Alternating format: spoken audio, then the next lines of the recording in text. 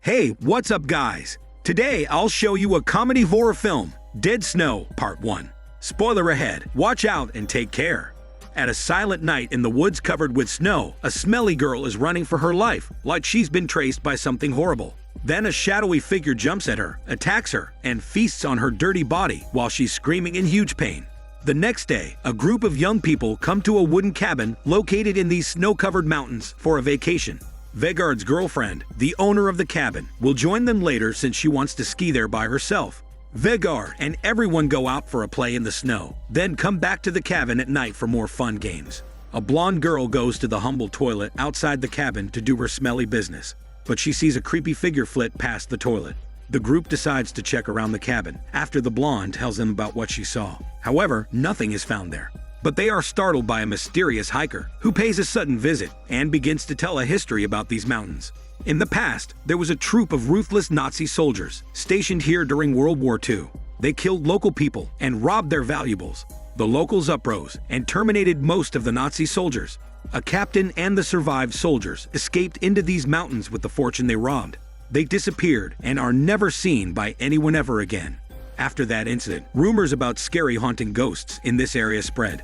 The hiker fails to persuade the young people to leave the mountain because the youngsters take his story like a baseless tale. After the hiker leaves the cabin and returns to his own tent, he's disturbed by a noise outside, so he grabs a shotgun quickly and investigates.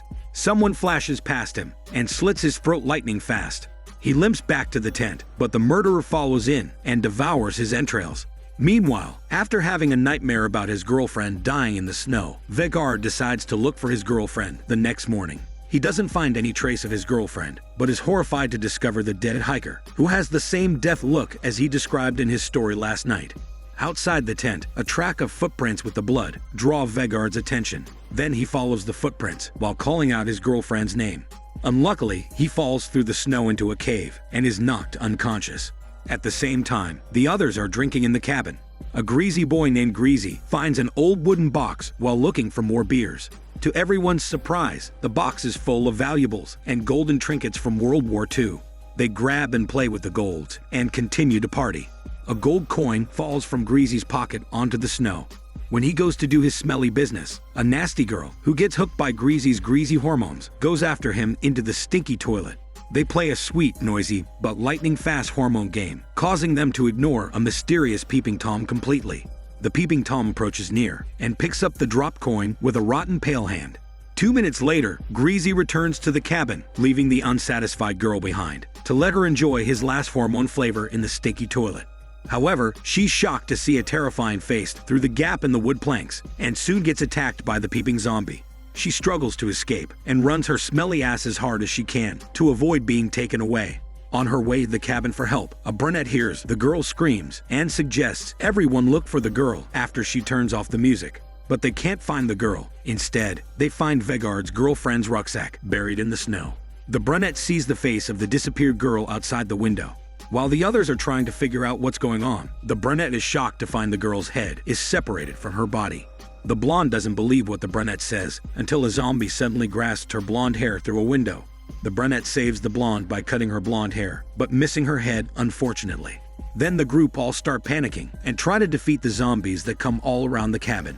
The brunette cut off a hand of a zombie who punches through a window and tries to open the door. Seeing the zombified hormone let-go hand, they finally realize that they are attacked by zombies. Just then, some zombies drag Greasy out of a window and make him into a greasy soap in an instant. The others block the broken door for their safety. Only 4 of them are left, and they make a plan that 2 girls will run down the mountain to get help, while the 2 boys, Martin and Roy, stay behind to distract zombies with their male hormones. On the other side, the unconscious Vegard wakes up eventually and makes it to the surface. He makes a torch and searches the cave. The deeper he goes, the more he discovers. There are weapons from World War II, a Nazi flag, and German helmets. He even finds his dead girlfriend's head, the smelly girl that died at the very beginning of the film. Then he figures out that the cave must be the den of the disappearing Nazi soldiers from the hiker's story. It's revealed that after all these years, the soldiers have turned into zombies. Right then, a zombie hits Vegard out of a sudden and pushes him out of the cave. Fortunately, Vegard kills the zombie using a helmet. However, before he can get a break, another zombie rises from under the snow and attacks Vegard. Vegard kills it, but he's knocked down by the first one. He gets bitten in his chick neck. While at the cliffside, Vegard and the zombie wrestle their muscles. He headbutts it and climbs back up, using the zombie's noodle intestine as a rope. On the other side, the two girls lose their bearings while escaping, so they decide to run in opposite directions to avoid zombies that are coming for them.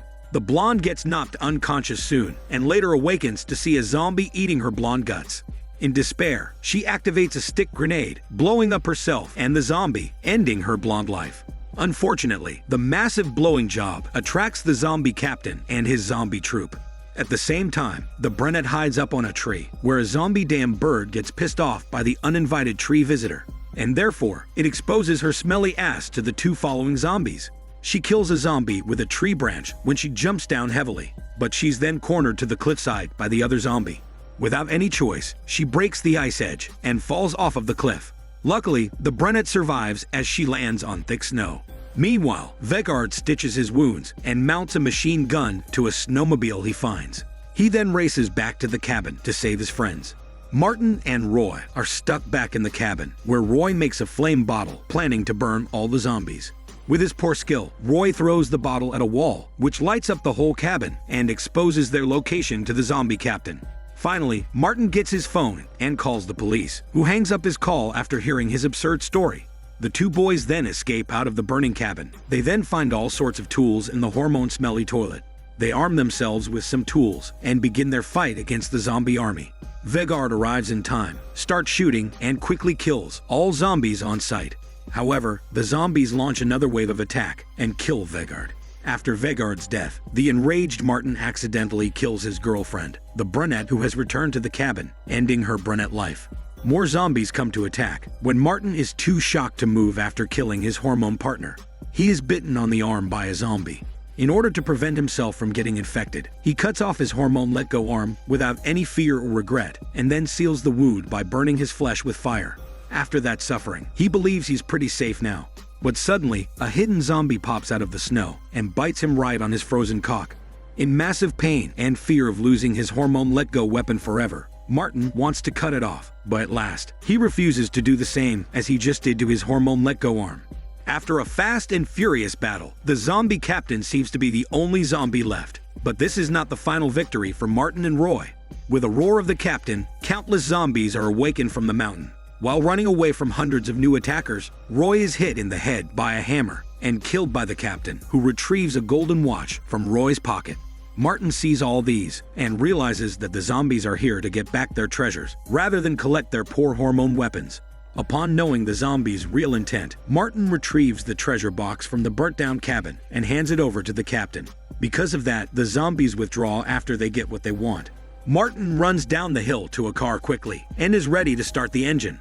However, when a gold coin drops from Martin's pocket to the car floor, the zombie captain appears suddenly outside the car window. It turns out the gold coin was put into his pocket by his girlfriend when they were partying last night. Martin turns his head towards the window in fear and despair to see that the zombie captain is about to smash the car window to retrieve their last lost treasure. This is Daniel CC Movie Channel. Stay safe and enjoy your day.